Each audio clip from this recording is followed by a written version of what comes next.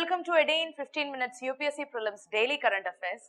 Today is January 3, 2020 and the topics that we are going to discuss today are Asiatic Lion, Sansad Adarsh Gram Yojana, Werner JT Fellowships, then Tiger Deaths, we have Senna Spectabilis, then 107th Indian Science Congress. So coming to the first topic, Asiatic Lion. So why this is in news? Because 10,000 cameras are going to be used for the lion census that is going to happen in 2020. So what is Asiatic Lion? It is actually a category which belongs to pantherine cats. So pantherine cats means the lion is one among the 5 pantherine cats that has been inhabiting in the country. The 4 others being Bengal tiger, then we have snow leopard, Indian leopard and clouded leopard. I want you guys to actually search for the status, IUCN status of Bengal tiger, snow leopard, Indian leopard, clouded leopard and Asiatic lion and post it in the comment section today. So talking about the habitat and distribution, Asiatic lions are seen in West Bengal, in the east side of West Bengal. Then you can see in Madhya Pradesh, Rewa part of Madhya Pradesh in central India. And at present you can also see them in Gir National Park and the Wildlife Sanctuary. And this Gir National Park is called as the abode of Asiatic lion. It is seen maximum in the Gir National Park, and it's also said that the maximum number is only concentrated in this particular area. So don't forget about the IUCN status of the pantherine cats. Okay. So the last surviving population of the Asiatic lion, it is very, as I told you, it is shrunken to the Gujarat area, and it is actually in the tract of the dry deciduous forest and the open grassy scrubland. Okay. So the status of Asiatic lion, I'll tell you, it is endangered. You find the other 4. Okay. The next topic for discussion is Sansad Adarsh Gram Yojana. This is in news because there was an official statement that there are not enough MPs adopting this model village scheme. So model village scheme is basically a village being adopted by an MP and he's taking care of all the stuff in the model village. That is the main scheme, right? You know about it, MP Lads. So there are not enough MPs to adopt this model village scheme. That is what is mentioned in the news. Okay, it came in Indian Express. So, about 2/3 of the Lok Sabha MPs are not yet selected their Gram Panchayat under the phase 4. Now, the phase 4 of the scheme has been running. Okay. So, every MP is supposed to select one village and then work for the development of that village. So, around 2/3 of the Lok Sabha MPs have not yet decided or selected a Gram Panchayat under the phase 4. Understood. So, since the launch of the scheme, the scheme was launched in 2014, less than 2 months after the Prime Minister's announcement that only around 1,700 Gram Panchayat has been selected across the 4 phases. So, when it started in 2014 till date, only 1,753 Gram Panchayat has been selected under these 4 phases. So, what is the scheme? The scheme, it was launched in 2014, as I told you, on the anniversary of Jayaprakash Narayan, Lok Nayak Jayaprakash Narayan. What was the scheme? The scheme was to develop 3 Adarsh Gram by 2019 and out of which 1 should be achieved by 2016 itself.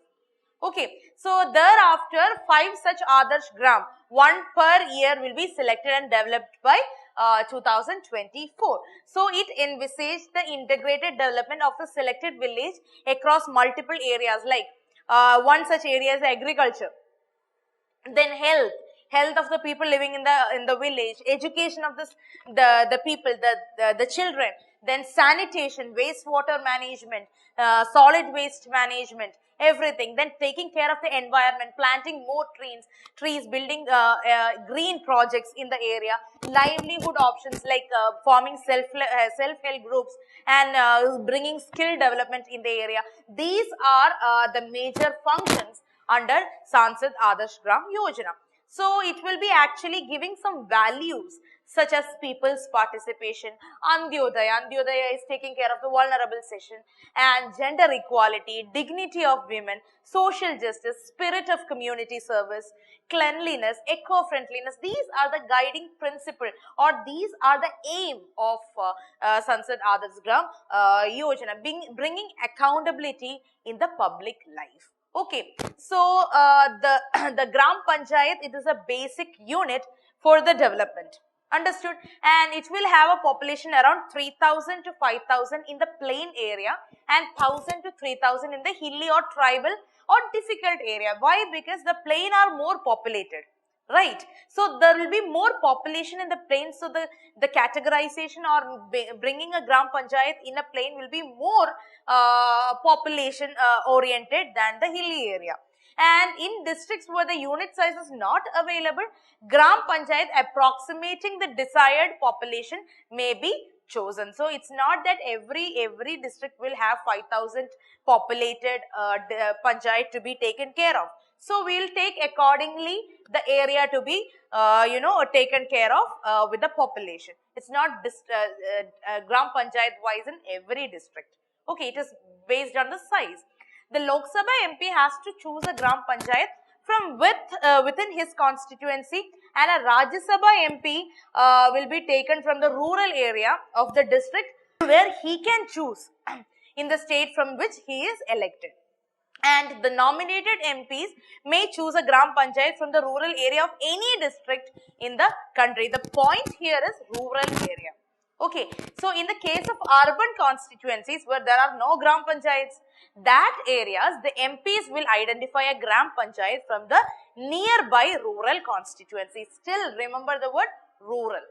Okay, so the MPs engages with the community, facilitates the village development plan, and also mobilizes the resources of that area, particularly from the corporate social responsibility and philanthropies. Okay, and the planning process in each area will be, or each village, is a participatory basis that will be headed by the district collector.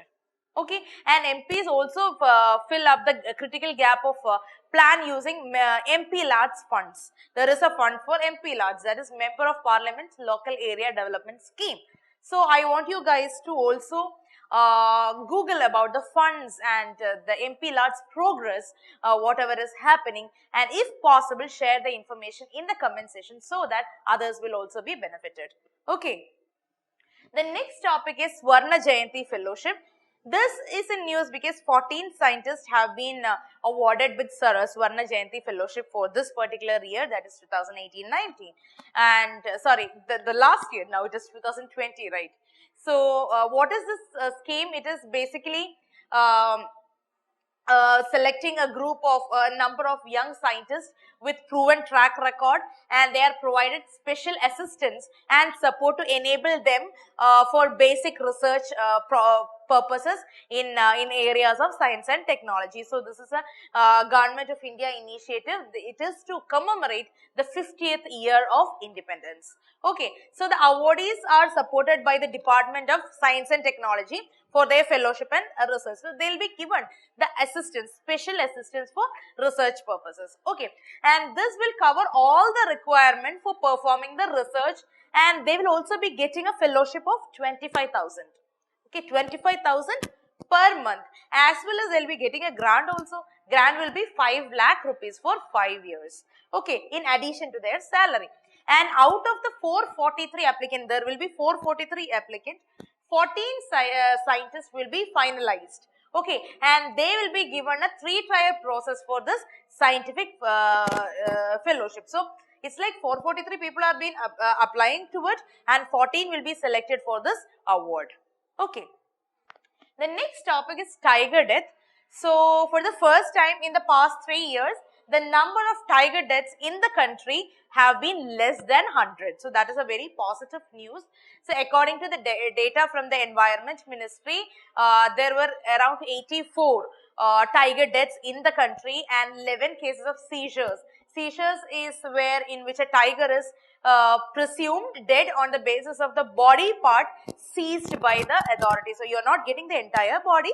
So parts of the body is being seized by the authorities, and it is considered dead. So there are 11 cases of seizures and 84 death cases. Put together it is 95. So the tiger death in the year 2019 is 95. In 2018 the number of tiger deaths recorded was 100.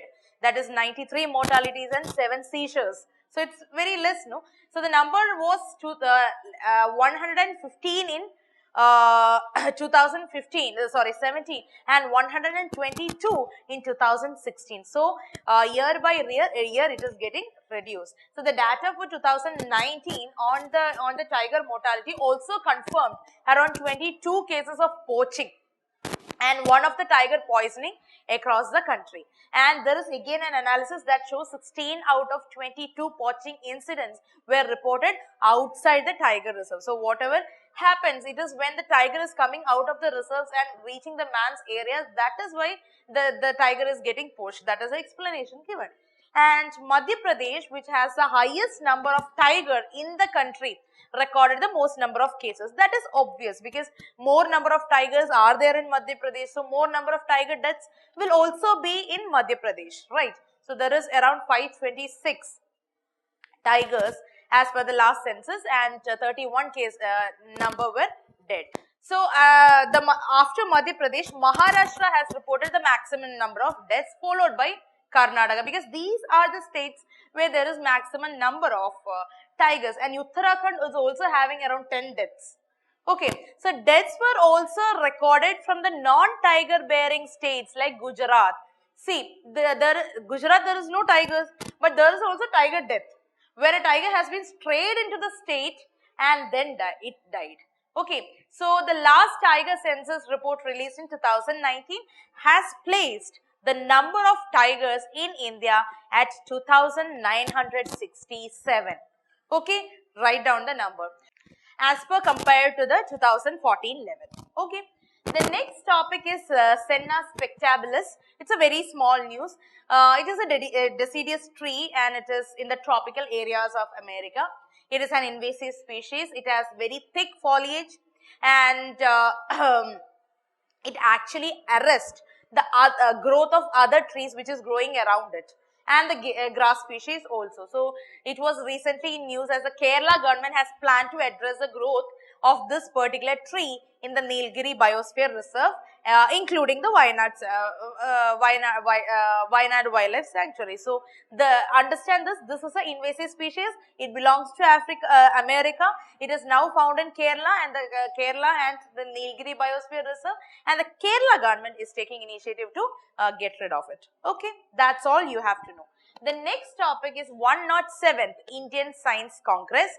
So this will be held in Karnataka in Bangalore in the University of Agricultural Sciences, and the main theme is rural development, science and technology related to the rural development, and it is for the first time that the Indian Science Congress is being putting forward Farmer Science Congress. So that will be held in this year. So that is all you have to know about that.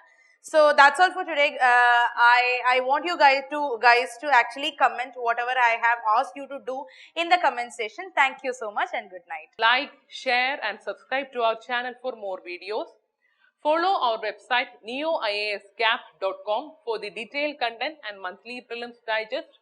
Also join our current affairs exclusive test series through the website. And finally, participate in the daily current affairs prelims infotainment quiz at our Telegram channel, that is Neo IAS Prelims, at 9:30 p.m. every day. Thank you.